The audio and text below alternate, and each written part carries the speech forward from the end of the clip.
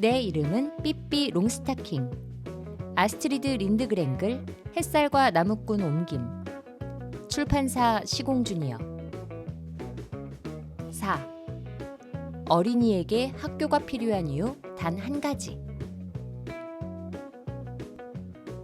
물론 토미와 아니카는 학교에 다녔다. 날마다 아침 8시 정각에 손을 잡고 책가방을 흔들며 종종 걸음으로 학교에 갔다. 그때쯤이면 삐삐는 대개 말을 빗질해주거나 닐슨 씨에게 옷을 입혀주고 있었다. 아니면 아침 체조를 했다. 연달아 43번 공중제비를 넘는 것이 아침 체조였다. 그러고 나서 식탁에 앉아 행복한 기분에 젖어 큰 잔으로 커피를 마시면서 치즈빵을 먹었다. 토미와 아니카는 학교에 갈 때마다 뒤죽박죽 별장 쪽을 아쉽게 쳐다보았다. 학교에 가는 것보다 삐삐랑 노는 게 훨씬 재밌었던 것이다. 삐삐도 학교에 다닌다면 얼마나 좋을까? 그럼 학교 가는 것도 정말 재밌을 텐데. 토미가 말했다. 집으로 돌아오는 길이 얼마나 재밌을까? 그래, 학교 가는 길도. 생각하면 할수록 삐삐가 학교에 다니지 않는 것이 안타깝기 짝이 없었다. 마침내 토미와 아니카는 삐삐를 꼬드겨 학교에 다니게 하기로 마음먹었다. 어느 날 오후 토미와 아니카는 숙제를 마치고 뒤죽박죽 별장으로 갔다. 토미가 삐삐에게 말을 건넸다. 우리 선생님이 얼마나 좋은지 넌 상상도 못할 거야. 아니카도 거들었다.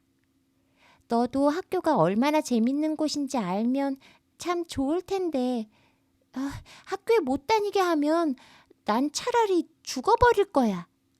삐삐는 두툼한 방석에 앉아서 대야에 발을 담그고 있었다. 삐삐는 발가락을 꼼지락거리며 사방에 물을 튀길 뿐 도무지 말이 없었다. 토미가 계속 말했다. 학교에 오래 있지 않아도 돼. 딱 2시까지야. 아니카가 맞장구를 쳤다. 그래, 게다가 우리는 크리스마스가 있는 겨울방학도 있고 부활절 휴가도 있고 여름방학도 있어.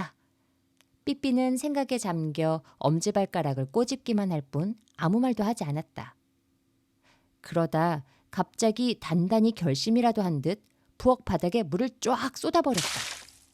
그 바람에 삐삐 옆에 앉아서 거울을 갖고 놀던 닐슨 씨의 바지가 쫄딱 젖어버렸다. 불공평해. 삐삐는 바지가 젖어서 어쩔 줄 몰라 하는 닐슨 씨를 아랑곳하지 않고 투덜거렸다. 정말 불공평하다고. 도저히 못 참겠어. 토미가 놀라서 물었다. 왜 그래? 삐삐가 슬픈 목소리로 말했다. 이제 넉 달만 있으면 크리스마스야. 그럼 너희는 겨울방학이잖니. 하지만 난 뭐야. 그러더니 투덜댔다. 겨울방학이 없잖아. 겨울방학이라고는 잠시도 없다고. 이대로 있을 순 없어. 그래, 나도 내일부터 학교에 다닐 거야. 토미와 아니카가 손뼉을 치며 기뻐했다. 만세! 우리가 아침 8시에 대문 앞에서 기다릴게. 안 돼. 그렇게 일찍은 못 가. 그리고 난 말을 타고 학교에 갈 거야. 이튿날 삐삐는 정확히 10시에 말을 타고 집에서 나갔다. 잠시 후 온 마을 사람들이 누구네 집 말이 도망가는지 보려고 창가로 뛰어갔다. 마을 사람들은 말이 도망가는 줄 알았지만 알고 보니 삐삐가 학교에 빨리 가려고 법석을 떤 것이었다. 삐삐는 학교 운동장으로 정신없이 말을 몰고 들어가 말에서 뛰어내린 다음 말을 나무에 묶어놓고 우당탕 퉁탕 교실로 뛰어들어갔다. 발소리가 얼마나 요란했던지 토미와 아니카는 물론이고 그 반 아이들이 모두 놀라서 벌떡 일어났다. 삐삐는 커다란 모자를 흔들며 소리쳤다. 여러분 안녕. 내가 구구단 시간에 제대로 맞춰왔나요? 토미와 아니카는 선생님한테 삐삐 롱스타킹이라는 여학생이 새로 올 거라고 미리 말해두었다. 그리고 선생님도 이미 삐삐에 관한 소문을 들은 적이 있었다. 선생님은 매우 상냥한 분이어서 삐삐가 즐겁게 학교에 다닐 수 있도록 최선을 다할 생각이었다. 삐삐는 누가 앉으라고 하지도 않았는데 빈 의자에 털썩 주저앉았다. 하지만 선생님은 삐삐가 제멋대로 굴어도 아무 신경도 쓰지 않았다. 선생님은 무척 다정한 목소리로 말했다. 네가 학교에 다니게 되어서 기쁘구나 삐삐. 학교에서 공부도 많이 하고 즐겁게 지내라. 네. 그리고 빨리 겨울방학이 되었으면 좋겠어요. 방학 때문에 학교에 왔거든요. 그래야 공평하잖아요. 선생님이 말했다. 이름부터 말하렴. 출석부에 내 이름을 올릴 테니까. 제 이름은 삐삐로타 델리카테사 윈도쉐이드 매크렐 민트 에프레임즈 도우터 롱스타킹이에요. 예전엔 바다의 무법자였고 지금은 식인종의 왕인 에프레임 롱스타킹 선장의 딸이죠. 삐삐는 그냥 별명이에요.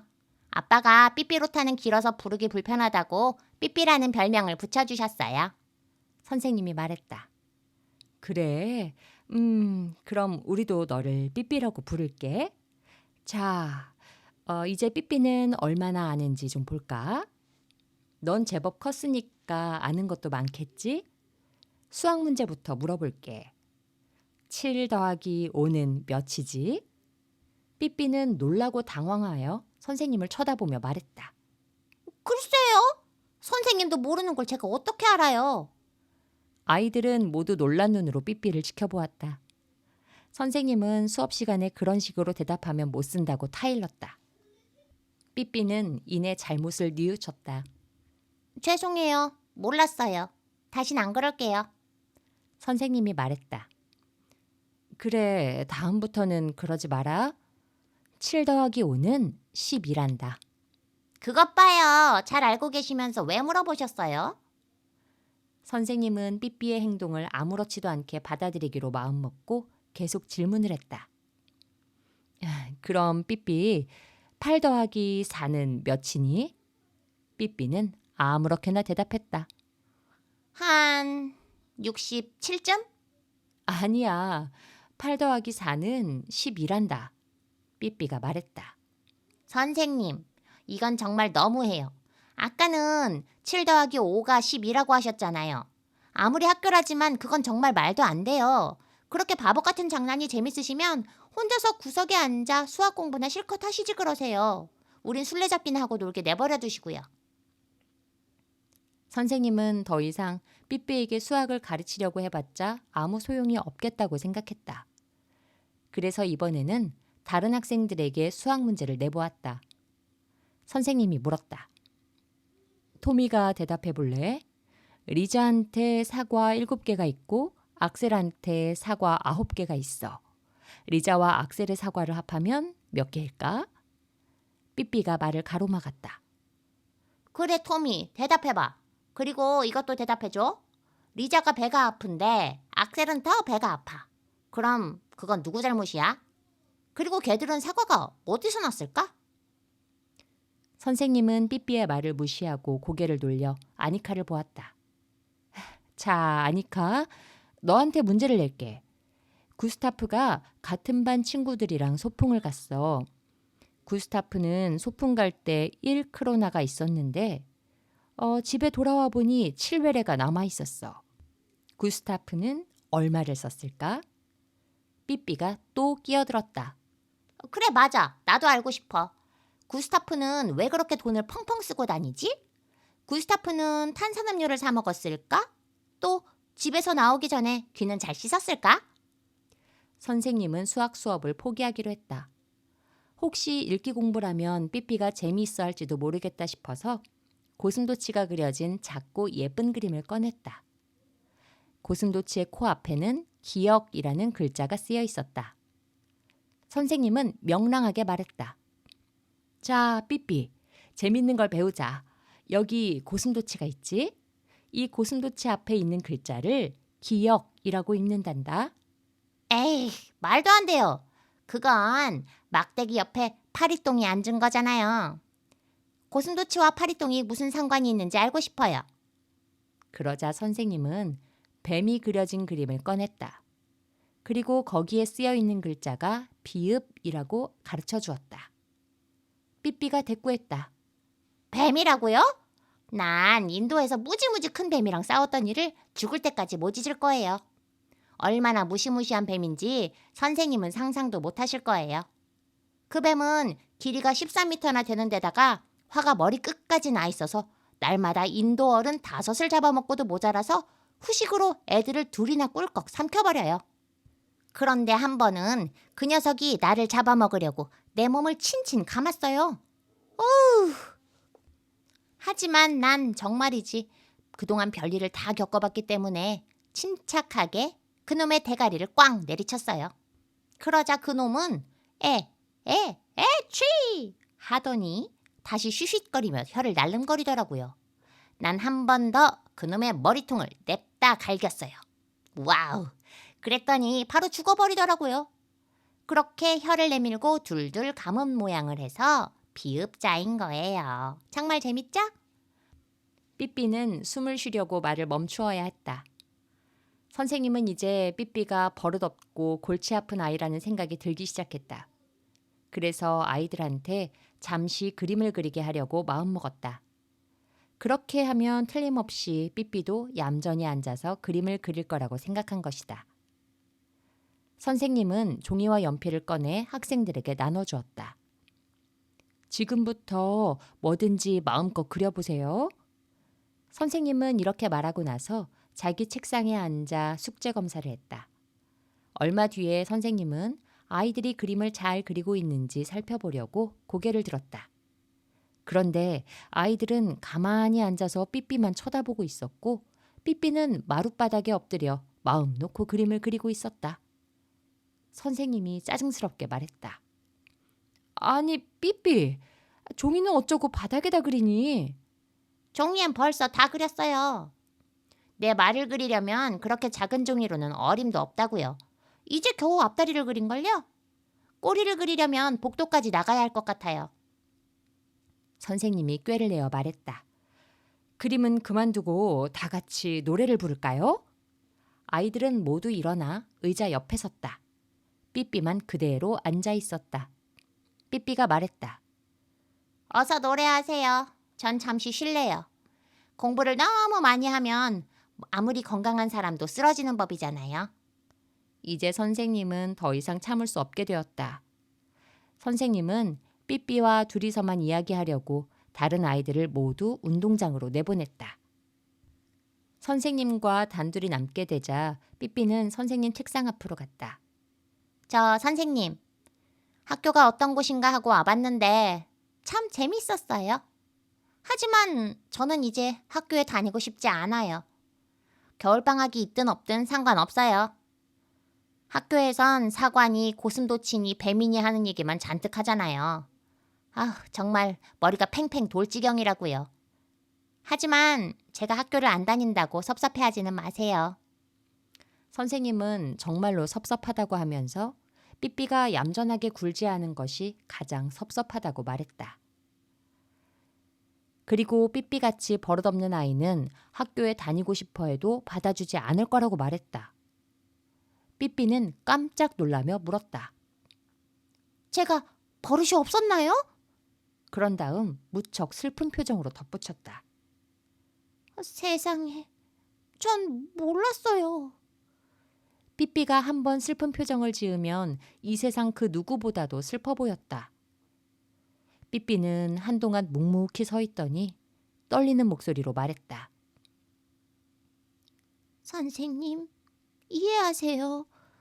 엄마는 천사이고 아빠는 식인종의 왕이고 이제껏 쭉 바다만 돌아다녔다고 해봐요. 그런 아이는 학교에 와서 사과나 고슴도치 같은 얘기를 들으면 어떻게 행동해야 좋을지 전혀 알지 못해요. 그러자 선생님은 삐삐의 말을 다 이해했고 이젠 화가 풀렸다고 말했다. 그러면서 삐삐가 좀 더 나이를 먹으면 학교에 나와도 된다고 했다. 삐삐는 기뻐서 얼굴이 환해졌다. 선생님은 정말 좋은 분이에요. 이걸 드릴게요. 삐삐는 주머니에서 작고 예쁜 금시계를 꺼내 책상에 놓았다. 선생님은 그렇게 값비싼 물건은 받을 수 없다고 사양했다. 하지만 삐삐가 우겼다. 받으셔야 해요. 안 받으시면 내일 또 올 거예요. 그러면 얼마나 골치 아프시겠어요. 그러고 나서 삐삐는 운동장으로 달려가 말에 훌쩍 올라탔다. 아이들이 우르르 몰려들었다. 말도 만져보고 싶고 삐삐도 배웅하고 싶었던 것이다. 삐삐는 아이들을 내려다보며 말했다. 너희도 아르헨티나의 학교를 알아둬야 해. 다들 바로 그런 학교에 다녀야 한다고. 거기에서는 겨울방학이 끝난 지 사흘만 지나면 곧바로 부활절 휴가가 시작돼. 부활절 휴가가 끝나고 사흘만 있으면 여름방학이 시작되고, 여름방학은 11월 1일에 끝나. 그래서 겨울방학이 시작되는 11월 11일이 될 때까지는 좀 고달프게 지낸단다. 그래도 수업이 없으니까 참을만 할 거야. 아르헨티나에서는 수업을 하면 법을 어기는 거야. 간혹 어떤 아이들이 벽장에 들어가 공부를 하기도 하지만 엄마한테 들켰다간 혼쭐 나지. 학교에서는 수학을 절대로 안 가르쳐. 7 더하기 5가 뭔지 아는 아이는 하루 종일 교실 구석에 서서 벌을 받아. 바보같이 자기가 아는 것을 선생님한테 가르쳐주는 아이 말이야. 거기 아이들은 금요일에 읽기 공부를 해. 그것도 책이 있을 때만. 하지만 책이 있는 경우는 한 번도 없었어. 한 꼬마가 물었다. 그럼 학교에선 뭘 해? 삐삐는 확실하게 대답했다. 캐러멜을 먹어. 학교 근처의 캐러멜 공장에서 교실까지 기다란 관이 이어져 있어. 그 관에서 하루 종일 캐러멜이 튀어나오니까 캐러멜을 배 터지도록 먹을 수 있지. 조그만 여자아이가 물었다. 그럼 선생님들은 뭘 해?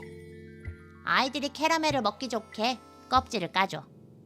선생님이 직접 껍질을 까줄 것 같지는 않지? 맞아. 선생님들은 학교에 오지도 않아. 그냥 동생들을 보내지. 삐삐는 커다란 모자를 흔들며 명랑하게 소리쳤다. 얘들아, 잘 있어. 한동안 날 못 볼 거야. 하지만 악셀한테 사과가 몇 개 있는지는 늘 기억해둬. 안 그러면 고생할 테니까. 삐삐는 온 학교가 울리도록 크게 웃으며 말을 타고 교문을 빠져나갔다. 자갈이 말발굽에 차여 사방으로 튀었고 말은 학교 유리창이 덜컹거릴 정도로 힘차게 달려나갔다.